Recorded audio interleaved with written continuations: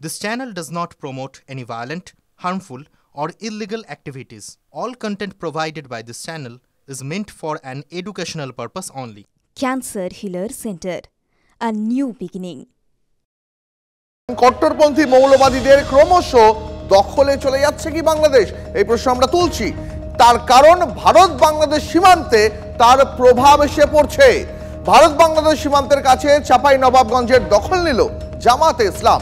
জামাতে নেতা এটিএম আজাহারুল ইসলাম সহ অন্যান্য নেতাদের নিঃশর্ত মুক্তির দাবিতে বিক্ষোভ। বাংলাদেশের নিষিদ্ধ সংগঠন জামাতে ইসলামের ওপর থেকে ইউনূসের নিষেধাজ্ঞা প্রত্যাহার করে নেওয়ার পর থেকেই উত্তপ্ত চাঁপাইনবাবগঞ্জ, লাগাতার ভারত বিরোধী স্লোগান, হুমকি। কি পরিস্থিতি জানবো আমাদের সঙ্গে সহকর্মী সুব্রতোষ রয়েছেন। সুব্রতোষ, পরিস্থিতিটা কি একবার পরিষ্কার করে জানতে চাইবো।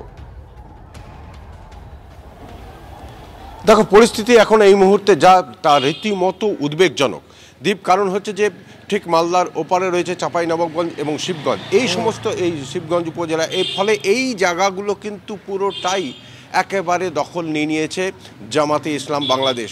এই জামাতে ইসলাম বাংলাদেশের মূল দাবি হচ্ছে যে তাদের যে সমস্ত গ্রেপ্তার, যেহেতু এটা নিষিদ্ধ সংগঠন ছিল, তো ফলে যারা তাদের নেতা মানে মুক্তির বন্ধ এখনো পর্যন্ত মুক্তি পায়নি, তাদের নিঃশর্ত মুক্তি দিতে হবে।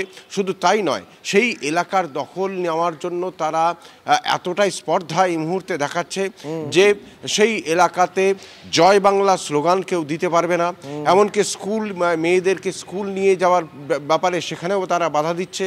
শুধু তাই না, একেবারে তালিবানি শাসন বলতে গেলে যা বোঝায় সেটাই তারা সেই এলাকাতে করার চেষ্টা করছে।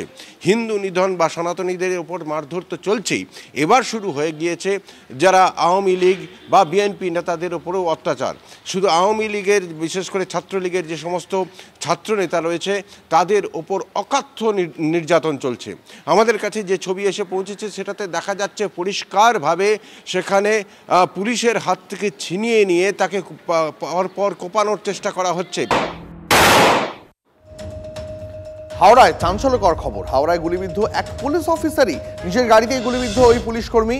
নিজের সার্ভিস রিভলভারের থেকেই গুলি চলেছে বলে অনুমান। হাওড়ার ঘোষপাড়া পেট্রোল পাম্পের সামনের ঘটনা। হাতে গুলি লেগেছে ওই পুলিশ কর্মী। ঘটনার সময় ওই পুলিশ অফিসারের সঙ্গে ছিলেন এক মহিলা। আরো বিস্তারিত জানবো, আমাদের সঙ্গে হাওড়া থেকে সুব্রত রয়েছেন। সুব্রত, ওই যে মহিলা গাড়িতে ছিলেন এবং যেভাবে গুলি চললো, এই দুটোর মধ্যে কোনো লিঙ্ক কি পুলিশ খুঁজে পাচ্ছে? তদন্তে কি কি উঠে আসছে? একেবারেই দেখো দীপ, যেটা জানা যাচ্ছে গতকাল রাত 11:30 অ্যাপ্রক্স এরকমই টাইমে ঘটনাটা ঘটেছে। শিবপুর থানা এবং ব্যাটরা থানার যে সংযোগস্থল, অর্থাৎ যে petrol pump, Ghoshpara petrol pump, সেখানেই কিন্তু ঘটনা ঘটেছে। যেটা জানা যাচ্ছে যে ওই আহত পুলিশ কর্মী যার গুলি লেগেছে তার সার্ভিস রিভলভার থেকেই লেগেছে, এবং যেটা জানা যাচ্ছে তিনি চণ্ডীতলা থানার ওসির পদ হোল্ড করেন। এবং এই ঘটনার সময় তার সঙ্গে গাড়িতে, তার ব্যক্তিগত গাড়িতে কিন্তু এক মহিলা ছিল যার নাম জানা যাচ্ছে টিনা দাম।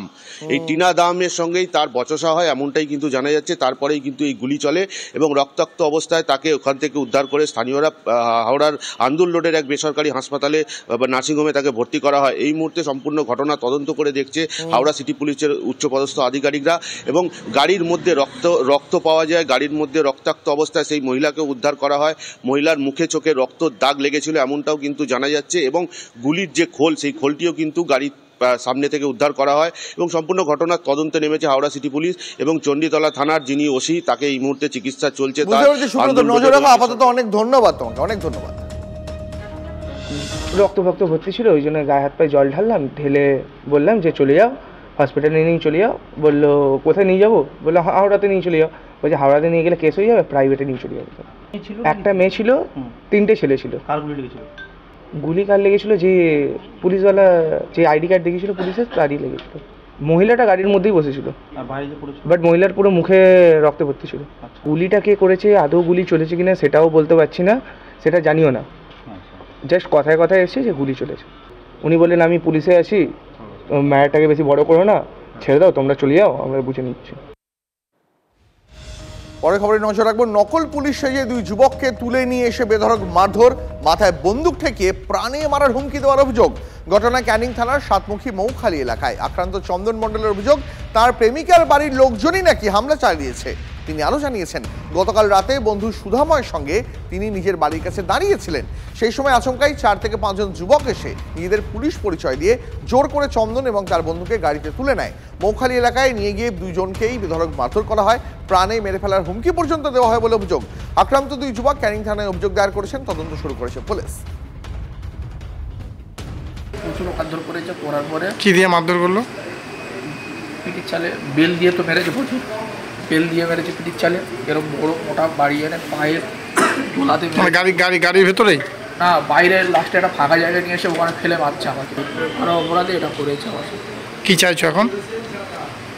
এখন আমি কেস করতে এসেছি, তার হাতে কেস করবো। শাস্তি চাইছো? হ্যাঁ অবশ্যই। আর আমাকে বলেছে আবার যে এরপরে থেকে যদি ওকে করিস তবে তুই আর ফিরে যাবে না। ক্যানিং থানা পুলিশ বলে গাড়ি তুলে কিছু দূরে এসে মারধর করছে, কিছু দূরে এসে বললো যে আমার সঙ্গে সেটেলমেন্ট করে নি। আমার বললাম স্যার কী সেটেলমেন্ট? আমার যেহেতু কোনোদিন পুলিশ গাড়ি উঠিনি, জীবনে জানি না। আমার বললাম স্যার আমাদের অপরাধটা কি, তোরা বাড়ির পায়ে দাঁড়িয়েছিলিস, মদ খাচ্ছিলিস।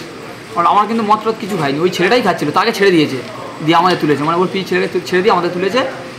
এবারে আমাদের সাধনপুর একটু কাছাকাছি এসে মারছে, ওকে প্রচুর মারছে, আমাকে মারধর করেছে, ওকে তো প্রচুর মেরেছে। মারধর করে বলছে তুই এখনও বুঝতে পারিনি তো কী জন্য নিয়ে এসছি।